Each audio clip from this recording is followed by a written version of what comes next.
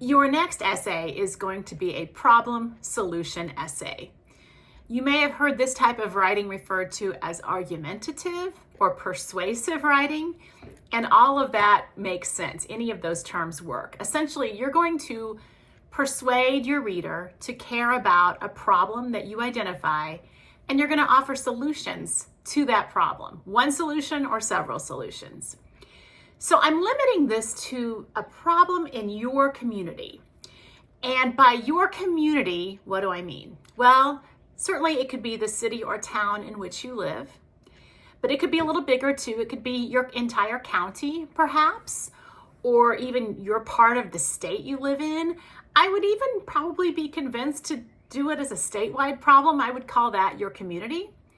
But it also doesn't have to just be the community that you live in. It could be any community that you are a part of. So for instance, OTC, the college community at OTC, that would be a great community to address. Or maybe your workplace, that's a community that you're a part of. So you can kind of think a little broadly about this idea of community, but I do want it to be something that's limited. I'm doing this because I used to not limit it, and I would have students who would choose the climate as the problem they wanted to solve, climate issues, climate change, or homelessness. And those are such important problems. They're huge, but they're almost too big to tackle in a paper this size. So by limiting it to your community, I hope it, first of all, gives you something you really care about. And second of all, it's something that isn't too big, isn't too broad. I mentioned OTC, the school community here, as a community that you could choose for this paper. And I wanted to give you an example that one of my students wrote about. She chose to write about online classes and wishing that all online classes at OTC were more consistent in how they were built and laid out, so that every time you went into a Canvas site, you knew exactly what to expect. And she had some great research. She interviewed an instructor who she thought did a really good job on their Canvas site. She also interviewed a student with a lot of experience. She used her own experience. So that would be a perfect example of a community problem that has to do with the school community. As you begin thinking about organizing this problem solution essay, there are a couple of different ways you can do it. You can start and lay out the entire problem and then offer the solution or solutions. Or you can lay out the problem, and maybe it's a multifaceted problem. There's several different parts to it. So you can do problem, solution, problem, solution, problem, solution. I'm okay with either way that you want to organize that. One thing that you must do in a persuasive or argumentative essay is answer your critics. So you have to anticipate what someone arguing on the other side of this issue would say in response, and then kind of cut them off ahead of time. Like, go ahead and answer those concerns before they're even raised. So I'm going to go back to that example I used earlier of the online classes being more consistent. Someone arguing against that might say, but what about the instructors' individual freedoms and putting their personality into classes? Every class is different. Why shouldn't the sites be different? That would be the argument. And then you have to think about that and come back and say, sure, but you can still have freedom within a certain parameter of making the class more consistent to make it easier for students to access it. As you're offering solutions to the problems you identify, it's important that your solutions be feasible and that they make sense. You can't just come up with a crazy solution without any backing behind it. It has to be something that could actually be done. I'll give you another example.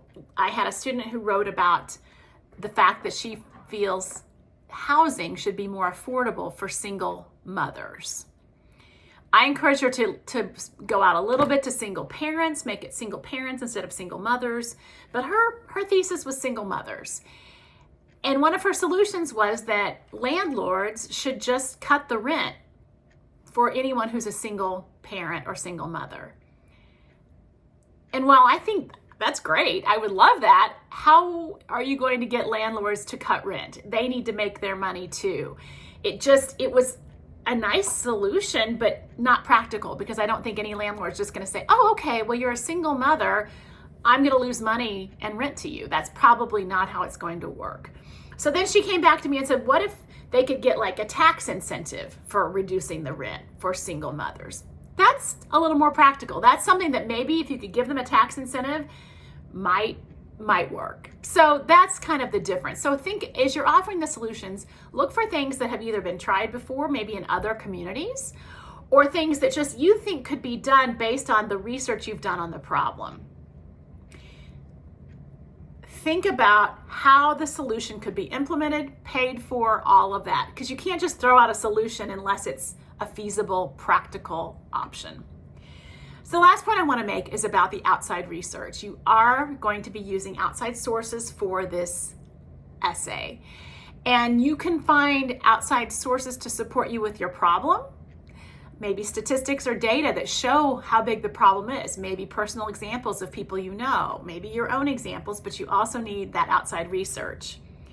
And then the solution is another place where you can do outside research, solutions that other communities have tried, solutions that can be backed by some kind of information you could find online. So I think you can put the research in for both the problems and the solutions for this paper, but just make sure that as you're crafting the argument, you really are persuading.